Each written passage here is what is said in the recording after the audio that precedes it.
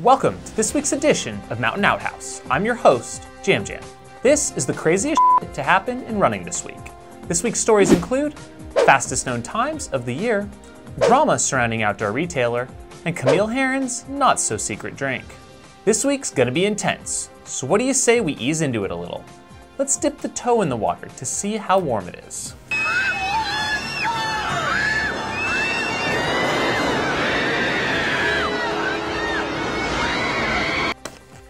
Beards, the staple of the grizzled ultrarunner and subject of a Canadian running magazine's article. Who tops the list? Well, of course, the beard that has its own Twitter account, and growing on the face of Canadian-born Rob Krar. His majestic beard is most often growing, according to its highly popular Twitter handle. Next up is iconic newish dad and heir to the Barkley 5-loop finisher throne, Gary Robbins. This guy regularly ices up his beard as he still lives in Canada. Newer to the beard scene is Iron Relentless and World Continent Conqueror, Mike Wardian. I still don't know how this dude came back from the ultimate 5 for 5. 5 pelvic stress fractures and 5 hernias in 2012. Can I get a big f***ing ouch? Also making the list is recently baby-faced, but now growing back an illustrious ginger beard is the Ginger Runner himself. For daily growth tracking, check out his new daily vlog that launched recently, giving behind the scenes or bits of the ginger life. One of the most infamous and legendary beards has to be last but not least, Laz himself. Yeah, it's a little yellow tinted from all those camels, but this one has seen it all, folks. If only it could talk. If you were asking yourself why some of the top performances didn't show up in last year's Ultra Runner of the Year voting, ask no more. Thanks to the legendary duo, which by the way are now frontrunners in the 2017 U-Bodie Awards, are longtime pals and perpetuators of inspiration, Buzz Burrell and Peter Backwin.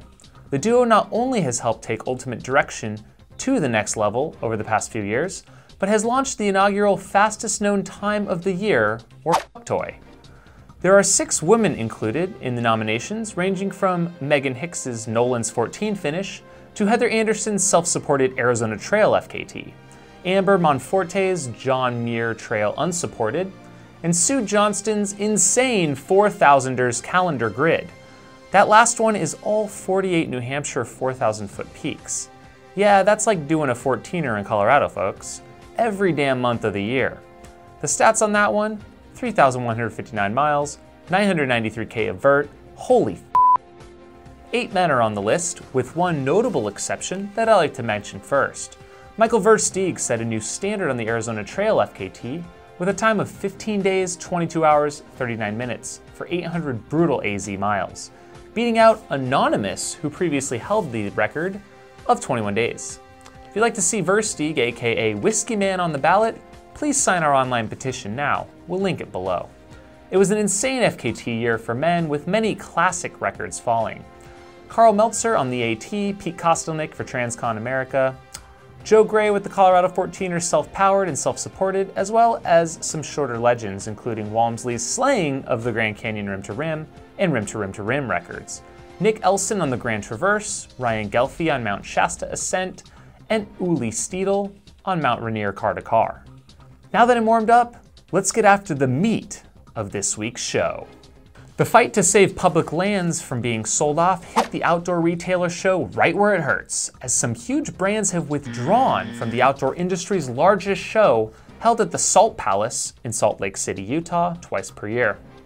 Citing disagreements with the state in general and applying pressure to the show to leave Utah, Patagonia led the boycott after Utah's elected officials, headed by Governor Gary Herbert, urged President Trump to rescind the Bears Ears National Monument designation signed by former President Obama.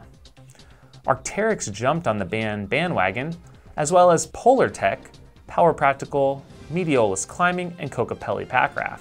None will attend OR this summer, and in lieu of that, most will donate to conservation organizations. Bucking that trend, the North Face and REI have stood by the show, saying they will continue to participate despite the resistance of others. Outdoor Retailer has stated they will be seeking bids from other cities to move the show after 2018.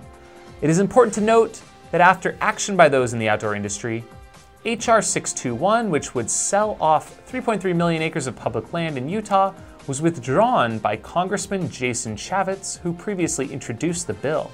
It appears the public opposition is working. Big news with Deb US Sweatpants this week. I'm officially relinquishing the pants. It's getting awfully warm here in Phoenix, and I'm desperately ready for shorts season. However, I hear it's still mighty cold up in Mammoth Lakes.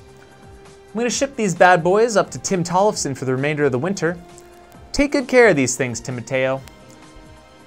Pants, it's been real. Enjoy the snow and your new bud. WS Sweatpants is also hard at work creating a crowdsourced mixtape from his pals on Twitter. First up, David Roche with a surprising pic of Teenage Dirtbag by Wheatus. I threw mine down this evening, reaching way back to 1993 for No Doubt's song Snakes, which is what I like to listen to when I'm running alone in the dark deserts of Arizona. Stay tuned for more songs next week. The second race in the Ultra Trail World Tour for 2017 landed in New Zealand this past weekend, and it was Jim Walmsley's first race of 2017 in his quest for a sub-14-hour Western States 100. Walmsley has not been shy about the ambition to go after not just the course record, but actually 14 flat at States this year.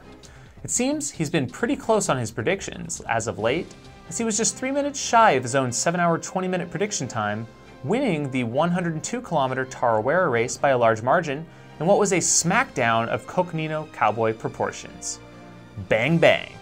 Americans went 2 for 2 on the win, with Camille Herron demolishing the women's field as well and chugging down 24 ounces of beer in the second half of the race, according to I Run Far.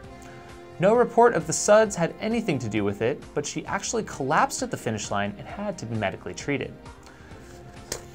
Not one to shy away from beer in the limelight, Camille was seen drinking a beer in her post-2015 IAU 100K World Championship interview with Brian Powell of iRunFar.com.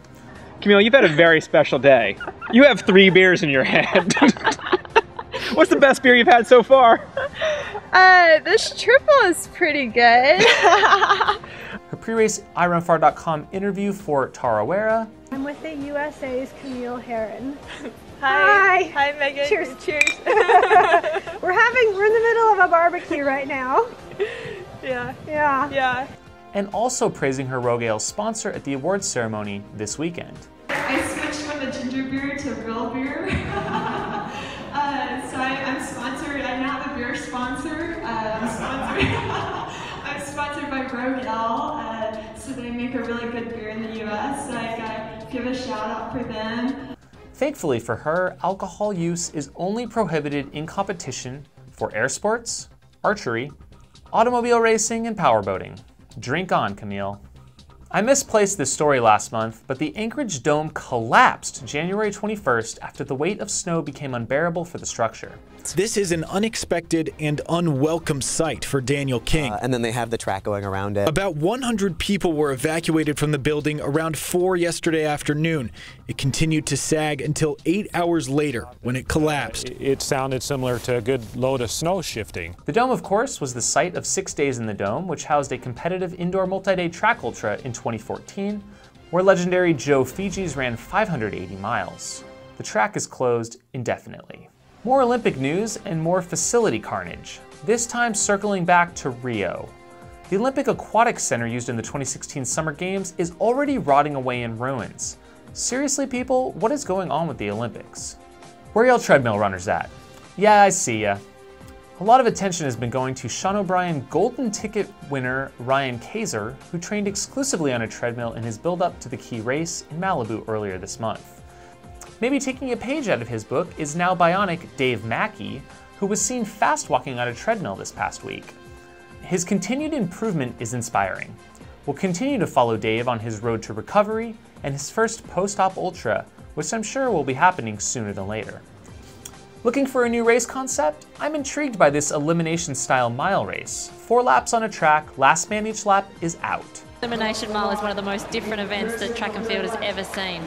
So after 400 metres, you've heard the explanation. The final person will be eliminated. Just got to make sure here he's conserving all right. So he gets himself, I think, into the right spot. Wait for a late dive. I think China might be going. Yes. So China's gone. So Gao Tongyu's gone.